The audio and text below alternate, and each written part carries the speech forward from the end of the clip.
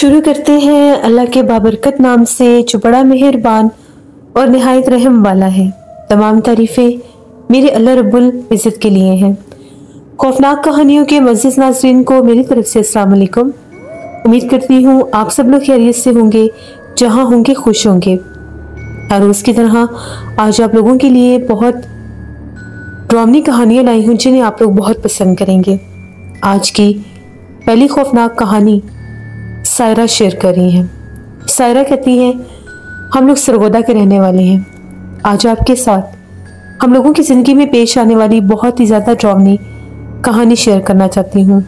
आज से 8 साल पुरानी बात है। हम लोग पहले फैक्ट्री एरिया साइड पर रहते थे। हम लोगों ने वो घर चेंज करना था क्योंकि उस घर को जो उसके ऑनर थे उन्होंने सेल कर दिया, तो हम लोगों ने रेंट पर घर लेना था। हम लोग जेल रोड पर शिफ्ट हो गए। जेल रोड जैसे कि बहुत फेमस इलाका है। हम लोगों ने वहाँ पर एक घर देखा, हमें पसंद आ गया। घर बड़ा भी था और उसका जो रेंट था वो बिल्कुल माकूल था। अक्टूबर में हम लोग उस घर में शिफ्ट हो गए। घर में हम लोगों ने सारी सेटिंग की। पहले तो भी हम लोग सेटिंग कर ही रहे थे, सारा सामान 2 दिन लगाकर सामान शिफ्ट किया।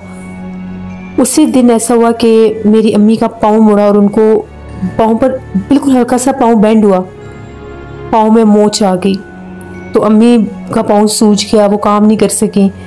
हम लोगों ने जैसे कैसे करके, हम तीनों बहनों ने, भाई ने मिलकर हम लोगों ने सारा घर सेट किया। उसके बाद अभी हमें वहाँ पर 3-4 दिन ही हुए थे सेटिंग के बाद। तो एक रात की बात है, मेरी सिस्टर किचन में काम कर रही थी। घर की अगर लोकेशन स्ट्रक्चर अगर मैं आपको बताऊं तो गेट से दाखिल होते साथ बहुत बड़ा एक कार पोर्च था। उसके आगे जिस तरह से एंट्रेंस डोर था और आगे बहुत बड़ा टीवी लॉन्च था। कार पोर्च में ही ड्राइंग रूम था, ड्राइंग रूम का दरवाज़ा था और अगर एंट्रेंस हॉल में हम लोग इंटर होते थे, काफ़ी बड़ा एक टीवी लॉन्च था। उसके राइट साइड पर एक कमरा था, उस कमरे का भी एक दरवाज़ा ड्राइंग रूम से लिंक था। उसके सामने बिल्कुल साथ ही एक और बेडरूम था, उस बेडरूम के साथ एक किचन था। किचन की बैक साइड पर बाकायदा पूरी एक गैलरी थी जहाँ पर लॉन्ड्री एरिया था और एक वॉशरूम भी था। घर खासा बड़ा था। स्टेयर्स जो थी वो भी कार पोर्च से ही ऊपर जाती थी और ऊपर भी बाकायदा एक स्टोर बनाया गया था। सीढ़ियों से ऊपर चढ़ते साथ काफ़ी खुली जगह थी सामान रखने की और फिर उसके आगे पूरा छत शुरू हो जाता था एक दरवाज़ा खुलने के बाद। घर खासा बड़ा था। हम लोग बड़े खुश थे, इतना खुला साफ सुथरा घर हम लोगों को मिल गया। उस घर में बहुत ज़्यादा शीशे की जैसे विंडोज़ होती हैं वो थी, यानी टीवी लॉन्च में 3 विंडोज़ थी। अगर हम लोग स्टोर रूम की तरफ जाते थे उधर से विंडो थी, अगर हम रूम की तरफ जाते थे उधर से भी विंडो थी। हर तरफ से ग्लास विंडोज़ थी, चारों तरफ से घर हम लोग देख सकते थे। वहाँ पर शिफ्ट हुए तो अब जो किचन था, किचन का एक दरवाज़ा लॉन्ड्री एरिया में खुलता था। गैलरी थी पूरी वहाँ पर। तो मेरी सिस्टर काम कर रही थी, रात 9:30 बजे का टाइम था। जैसे हम लोगों ने खाना वगैरह खाया तो वो किचन को समेट रही थी और चाय बना रही थी। सर्दियों का जैसे मौसम शुरू हो चुका था। हम लोग सारे बड़े कमरे में बैठे हुए थे, अम्मी अब्बू के साथ ही हम लोग सब सोया करते थे। तो मेरी सिस्टर एकदम से भागी भागी आई और आकर ये कहने लगी कि पिछले सहन से मुझे किसी बच्चे के हंसने की आवाज़ आ रही है। जब मैंने झांक कर देखा तो मुझे ऐसा लगा कि कोने में जिस तरह से कोई छोटी सी बच्ची खड़ी है, उसने फ्रॉक पहना हुआ है।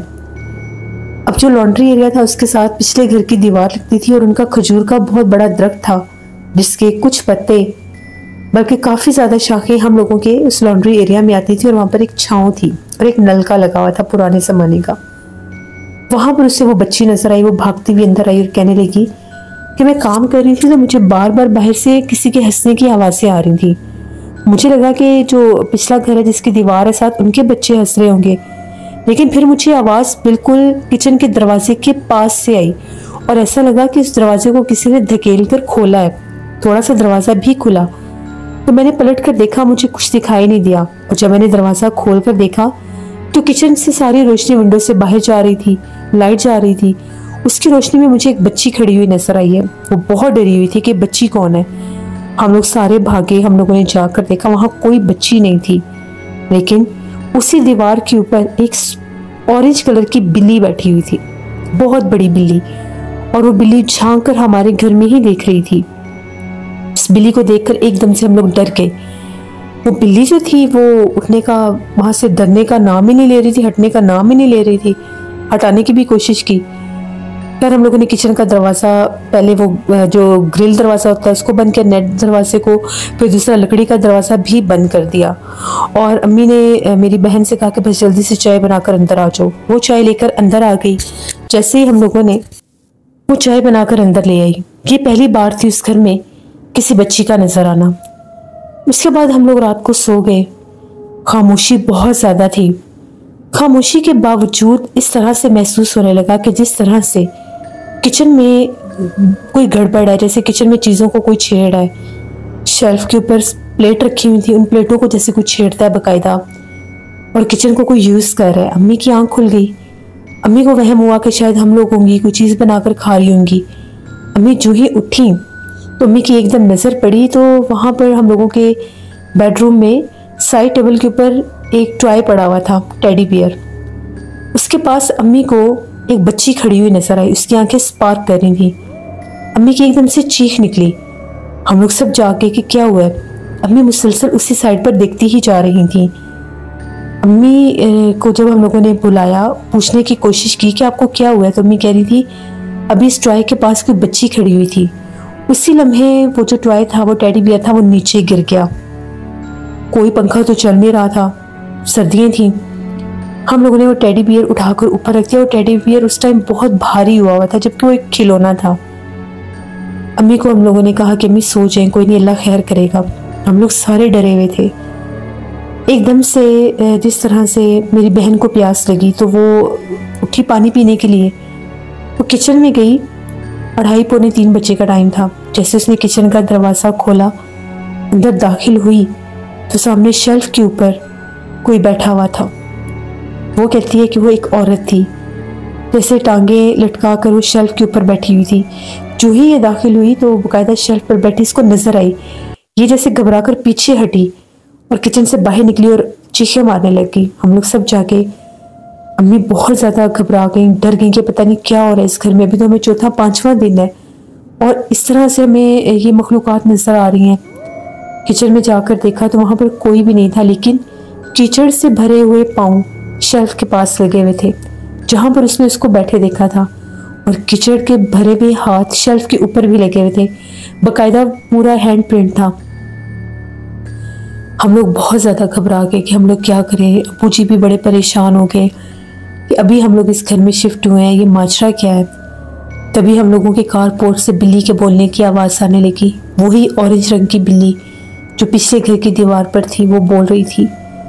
हम लोग बहुत ज़्यादा डरे, रात भर नहीं सो सके। सब बाहर से मुसलसल जैसे लॉन्ड्री एरिया में कोई चल फिर रहा है, ऐसी आवाज़ें आने लगी। अब मामूल बन गया था। हम लोग जब भी उस बड़े कमरे में बैठते थे जहाँ पर हम लोग सब सोते थे, अम्मी अब्बू के साथ ही, तो उस कमरे की जो विंडो थी वो लॉन्ड्री एरिया में थी, और उसी कमरे का जो बाथरूम था वो भी अटैच था, यानी अटैच वॉशरूम था, और उसका एक दरवाज़ा लॉन्ड्री एरिया में था और एक बेडरूम में था। हम लोग तकरीबन रात 11:30 बजे का टाइम था। सारे बैठकर जिस तरह से बातें कर रहे थे तो बाहर विंडो के ऊपर दस्तक होने लग गई। दस्तक होते साथ ही जिस तरह से मेरा भाई जो था वो अम्मी को आवाज़ें दे रहा था।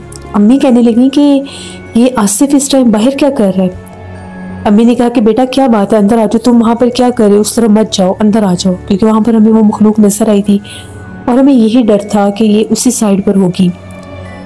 तो जैसे ही मेरी बहन उठकर गई और कहने लगी कि अंदर आ जाओ, यहाँ पर इस टाइम मत खड़े हो, उसने जो ही झांक कर बाथरूम वाली साइड से वो बाहर गई। उसने बाथरूम का दरवाज़ा खोलकर देखा तो वहाँ पर मेरा भाई नहीं था। वो भागी भागी अंदर आई दरवाज़ा बंद करके और कहने लगी कि अम्मी आसिफ बाहर नहीं है, जबकि आसिफ अम्मी को आवाज़ें दे रहा था। हम लोगों ने जल्दी से उसके मोबाइल पर फ़ोन किया। उसने फ़ोन अटेंड किया तो पता चला वो अपने दोस्त के घर बैठा हुआ था, और वो तो ये बता रहा था कि मुझे गए हुए 1 घंटे से भी ज़्यादा टाइम हो गया। अब तो हम लोग बहुत ज़्यादा खौफज़दा हो गए। अक्सर जब हम लोग उस कमरे से बाहर निकलते थे तो उस कमरे से बिल्कुल सामने वाला वो कमरा बनता था जो ड्राइंग रूम के साथ अटैच था। मेरी बहन कहती है मैंने बेड साइड पर किसी को खड़े देखा।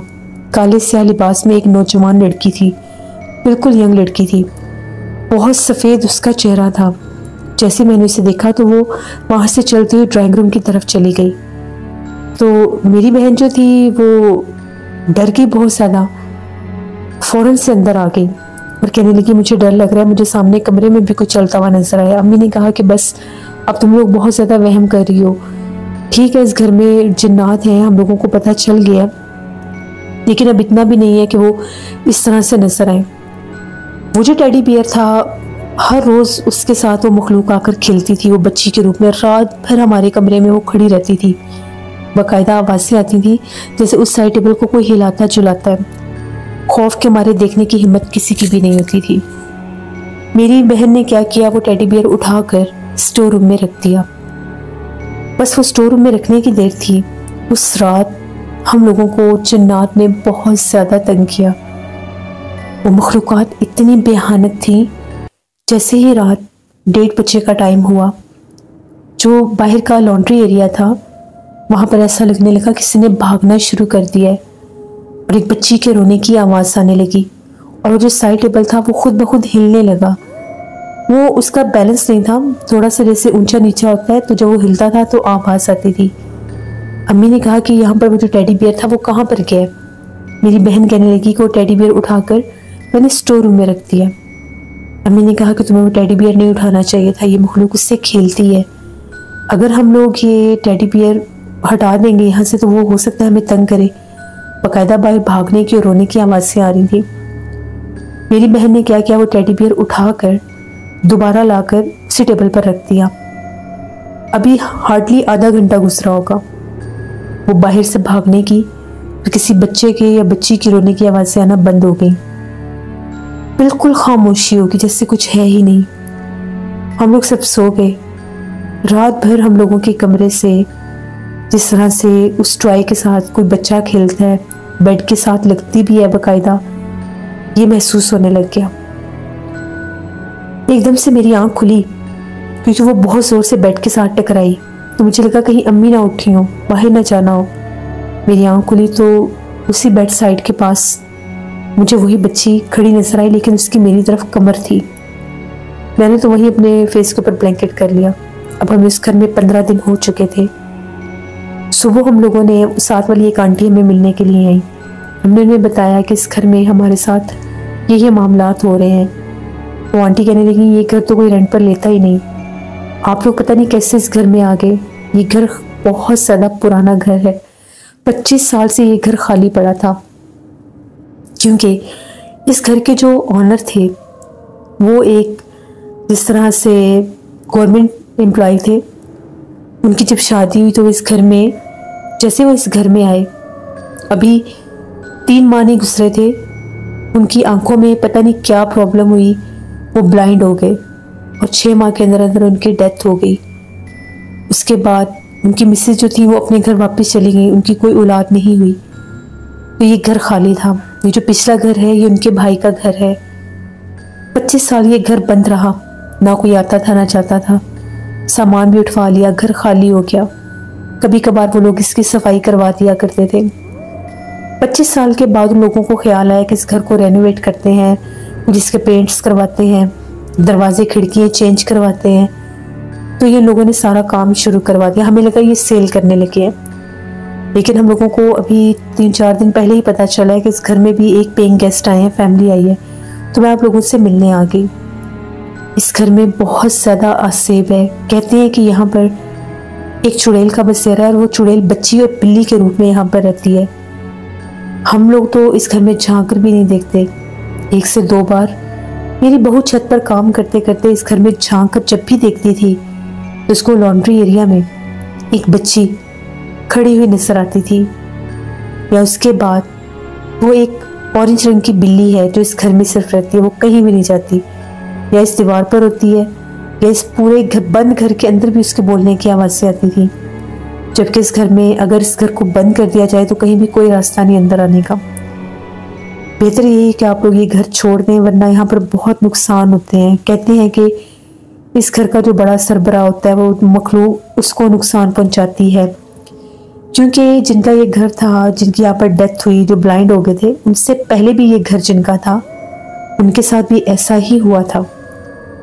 वो इतने बीमार हो गए थे, इतने बीमार हो गए थे कि वो जो यहाँ पर फैमिली जब शिफ्ट हुई थी, जो लोग इस घर को बेच कर निकल गए थे एक माह के अंदर अंदर ही, तो उनके भी फादर की डेथ हो गई थी इसी घर में। फिर इन लोगों ने ख़रीद लिया, ये लोग यहाँ पर आए तो इनके साथ भी यही हुआ। अब आप लोग यहाँ पर तीसरी फैमिली आए हैं। ये घर नया नहीं बना, इसको सिर्फ पेंट्स करवाए गए हैं, इसके दरवाजे खिड़कियाँ चेंज किए गए हैं कि ये नया लगे। ये घर बहुत पुराना है और इस घर में बहुत ज़्यादा छिपकलियाँ भी निकलती हैं। यहाँ पर जब वो ब्लाइंड हुए थे, जो यहाँ पर जिनकी मौत हुई थी, वो ऑनर जो थे इस घर के, उन्होंने किसी आमिल को बुलाया था। तो उन्होंने ये कहा था कि इस घर के ऊपर एक पिछल पैरी चुड़ैल आफत को मुसल्लत किया गया है। उसका बसेरा मेन इस घर में है, लेकिन वो उस पूरी गली में चलती फिरती है किसी भी रूप में। उसके दो रूप हैं इस वक्त, एक बच्ची का रूप और एक बिल्ली का रूप, लेकिन उसका जो असल रूप है वो एक यंग लड़की का है, जिसका चेहरा बहुत बेहानक और बिल्ली नुमा उसका चेहरा है। वो यहाँ से कभी भी नहीं जाएगी, लेकिन जो भी इस घर में आएंगे वो उनका यही हाल करेगी। ये सब सुनने के बाद हम लोग तो बहुत डर गए। हमने आंटी से कहा कि अगर आप पहले बता देते तो हम इस घर में ना आते, जबकि वो आंटी ये मान रही थी कि जब आप लोग यहाँ पर शिफ्ट हो रहे थे हमने तब भी देखा था, लेकिन हमें ये लगा कि ये घर बिक गया तो अब क्या हो सकता है। हम लोग बहुत ज़्यादा डर गए उनकी बातें सुनने के बाद। फिर उस घर में हमारे साथ और भी ज़्यादा पुरसरार और खौफनाक वाक़यात होने लगे। अगर हम लोग घर में अकेली बहनें होती थी, अम्मी अबू कहीं गए होते थे, तो हम लोगों को बाकायदा अब्बू के बुलाने की आवाज़ आती थी उसी बड़े कमरे से, जबकि वो वहाँ पर नहीं होते थे। अजीबो गरीब तरह की हड्डियाँ, जो मीट हमारे घर में बीफ नहीं आता था, वो बड़ी बड़ी हड्डियाँ हमें उस लॉन्ड्री एरिया से मिलती थी। उसी खजूर वाले दरख्त के नीचे नलके के पास उनको कौन ला कर वहाँ रखता था हमें नहीं पता। इतना डर लगता था। फिर हम लोगों ने, अल्लाह का शुक्र है, किसी नुकसान से पहले उस घर को छोड़ दिया, क्योंकि मेरे वालिद साहब बहुत बीमार हो गए थे और वो हमेशा यही कहते थे कि मुझे एक औरत नज़र आती है, एक लड़की नज़र आती है, जो रात के वक्त मुझे ऐसा लगता है सामने दीवार, जो बेड कॉर्नर की वॉल है, वहाँ से निकलती है और बाकायदा आकर मेरे पैरों को छेड़ती है और मेरी आँख खुल जाती है। मैं उसी वक्त दुरूद पाक पढ़ने लग जाता हूँ और वो गायब हो जाती है। जब हम लोगों ने ऐसी बातें सुनी हम लोग बहुत घबरा गए, डर गए। फिर हम लोगों ने वो घर छोड़ दिया। वो घर इतना आसिफ़ज़दा, इतना आफतज़दा था, वहाँ पर रहना तो दूर, हम लोग जाने का भी नहीं सोच सकते। वो जिस साइड पर हम लोगों का घर था उससे पहले बहुत सारी बड़ी कचरा कुंटी आती है, पूरी सड़क उन लोगों ने आधी आधी ख़राब की हुई है। अब वहाँ के असरात थे, या जैसे उन्होंने बताया कि उस घर पर वो मखलूक मुसल्लत की गई थी। जो भी था वो घर बहुत ज़्यादा भयानक था। तो ये हमारी एक कहानी थी सरगोदा जेल रोड के एक आफतज़दा मकान की, जो मैंने आपके साथ शेयर की। बहुत शुक्रिया सायरा आपका। जिससे ये बात बिल्कुल ठीक है कि जो घर आसिफ़ज़दा होते हैं, आफतज़दा होते हैं, वो तभी ऐसे हॉन्टेड होते हैं कि एक तो उनको बिल्कुल बंद कर दिया जाता है, वीरान कर दिया जाता है, और दूसरा लोग हसद में आकर, जलन में आकर वहाँ पर जिन्नात को मुसल्लत करवा देते हैं बज़रिया काला जादू। ऐसा क्यों करते हैं पता नहीं। ऐसे लोगों को अल्लाह का कोई डर नहीं होता, जबकि जादू करने और करवाने वाला दोनों दोज़ख में जाएंगे। अल्लाह से रहम मांगना चाहिए, कभी किसी से ऐसी दुश्मनी ना पालें कि इस हद तक इंतकाम अंदर उतर आए कि उसको नुकसान तक पहुंचाने पर इंसान मजबूर हो जाए। रिस्क मेरे अल्लाह की तकसीम है, जिसकी किस्मत में जो है उसको मिलना ही मिलना है। आप मेहनत करके, कोशिश करके उसको बढ़ा सकते हैं। ये थी आज की खौफनाक कहानी। अपना फीडबैक मुझे ज़रूर दें, आप लोगों को कैसी लगी। आप लोग भी अपनी खौफनाक कहानियाँ शेयर कर सकते हैं डिस्क्रिप्शन बॉक्स में दिए गए ईमेल आईडी nushinmik57@gmail.com पर। इसके अलावा आप लोग मुझे कमेंट बॉक्स में भी स्टोरी शेयर कर सकते हैं। आज घोस्ट स्टोरी में भी एक हॉरर स्टोरी आएगी, उसको विजिट करिएगा और सब्सक्राइब करिएगा। और नाना जी की कहानियों वाले मेरे नए चैनल को अभी तक जिन लोगों ने सब्सक्राइब नहीं किया, प्लीज़ उसको सब्सक्राइब करें और जल्दी से मेरे 1K सब्सक्राइबर्स का टारगेट पूरा करवाएं, ताकि मेरा वो चैनल भी मोनेटाइज हो जाए। स्केरी उर्दू टेल्स में सिस्टर का चैनल है, उनको भी जाकर सब्सक्राइब करें एंड सपोर्ट करें। हॉरर स्टोरीज विद हारून मेरे भाई का चैनल है, उनको भी जाकर सब्सक्राइब करें एंड सपोर्ट करें। जो लोग भी मेरे चैनल को अभी नए नए ज्वाइन कर रहे हैं, सब्सक्राइब कर रहे हैं, उन सबको मैं अपने चैनल में वेलकम कहती हूँ। आप सबका बहुत बहुत शुक्रिया। इंशाल्लाह इसी तरह से मैं काम करती रहूँगी और आप लोगों के लिए अच्छी अच्छी खौफनाक कहानियाँ लाती रहूँगी। जहाँ रहे खुश रहे, अपनी ढेरों दुआओं में मुझे, मेरी फैमिली, मेरे पूरे पाकिस्तान को याद रखिएगा। Thank you for listening my stories. Stay tune. अल्लाह हाफिज़।